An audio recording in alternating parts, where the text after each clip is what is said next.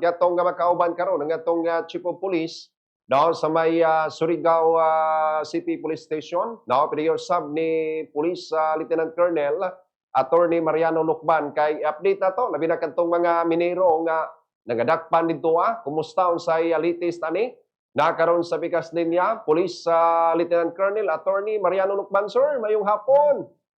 Mayong hapon, Sir Steve, og sa tanan na may diri sa Bombo Radio Butuan.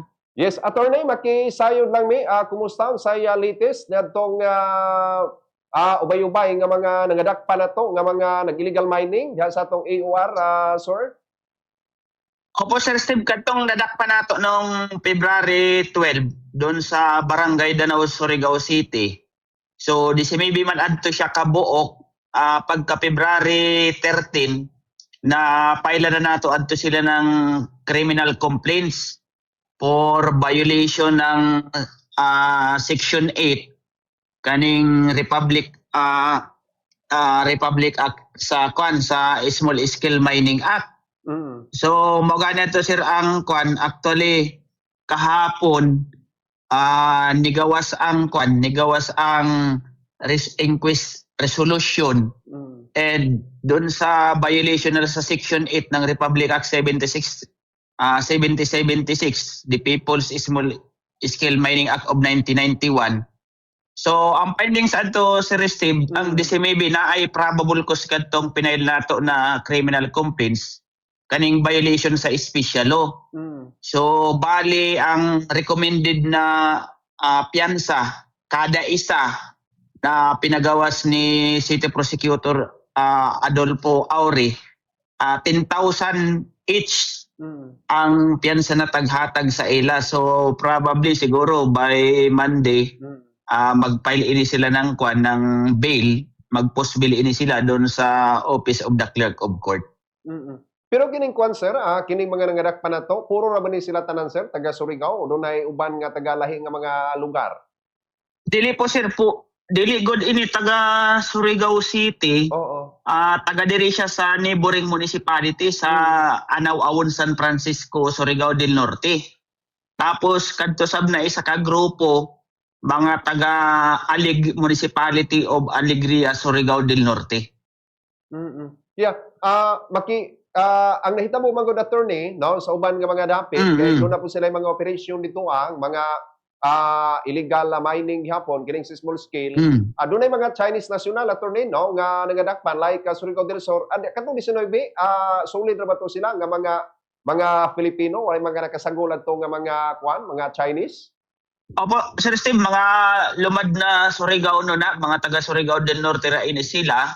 So actually may mga experience talaga ini sila na talagang ang trabaho nila kana good na magminamina. Mo gani ni tagpakusga nato ni Sir Steve na kaning kampanya against sa mga illegal mining. Kay nakadumdum kadto dati na may nag small scale mining sab kaning tagtawag nato na banlasan kadtong diri sa may Marba ini sa may doon sa may Sukaylang boundary ng Mabini. Kadtong natabunan na napatay ang duha. Yeah. Halos same ra na modus na sab ining nagkabot na sab sila na murag kana bang although open siya pero layom na manggod. So tapos ang banlasan na yan pagsigi na sumpitan siya ng high pressure na mga tubig. So sa kadugayan yan mo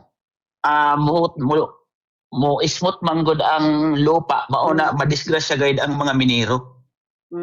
Pero kini sila sir, based sa atong gihimong investigation, wa ba ni sila yung mga financer o sila lang ba? So tanaw pa namo Sir Steve kung kay dili man manog ang kung kinsa ang financier, so possible mahibaw namo ni ikandak na namo ng investigation kung kinsa gayud ang magpiyansa ani sa ila. Sa ato pa sir, dili lamang katunay duha nga namatay una kanang latest nga 19. Gawas ini sir, na pa bay mga area nga under monitoring po nato nga ingunani gihapon nga modus sa mga pagminamina lang gihimo attorney.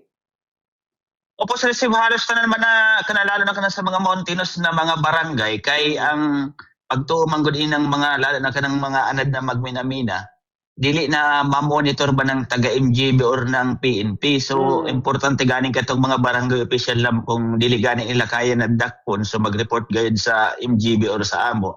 para matabangan gayud sila, para maundang gayud ni, para malikayan nato ang mga disgrasya. Gawas sa tong mga physical na to nga 19 nga dakpan, doon na pa ba uban nga mga gamit nila attorney nga apil nga na recover na to?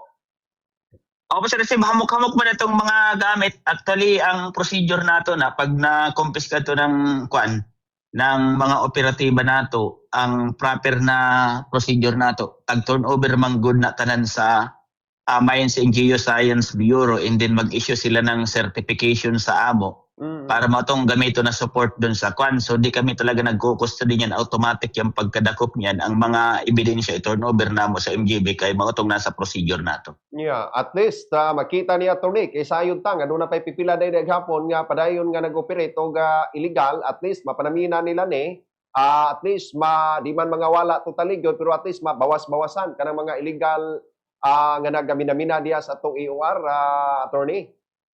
Opo, Sir Steve, basta may mag-report lamang sa ato ng mga taga-barangay o even sa mga barangay official, mutabang manggod ta sa MGB na magdakop ani, tapos mag-issue manggod na sab sila ng deputation order kung medyo busy gani ang taga-MGB doon sa ibang mga operation nila, para matabangan kay ang sa MGB na mga personnel, gamay ra manggod ang personnel nila, mauna dili ma-accommoditanan.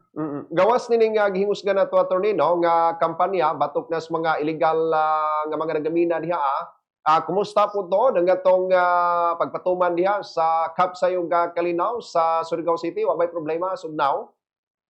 So para po, Sir Steve, relatively peaceful and manageable diri sa sa area ng Surigao City.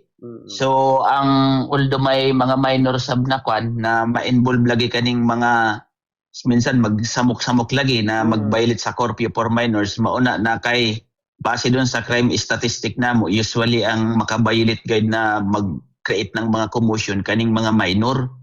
So mauna si Mayor pinaagi doon sa sa city ordinance related sa curfew for minors, strictly tagpatuman niya guide kauban namo ang mga taga CSWD o personnel. Okay, sige. With that note, daghan kayong salamat, Police Lieutenant Colonel Attorney Mariano Lucban, sir, ha, sa oras. Bisan busy ka, pero salamat kayo sa gayunan. Ngayon mong gihatag ka na mo diri sa Radio Butuan. Mayong hapon, attorney. Mayong hapon, Sir Steve. Anytime po. Welcome po. Okay. Ang atong nakauban mga kigalangan, ang atong Chief of Police daw sa Surigao City component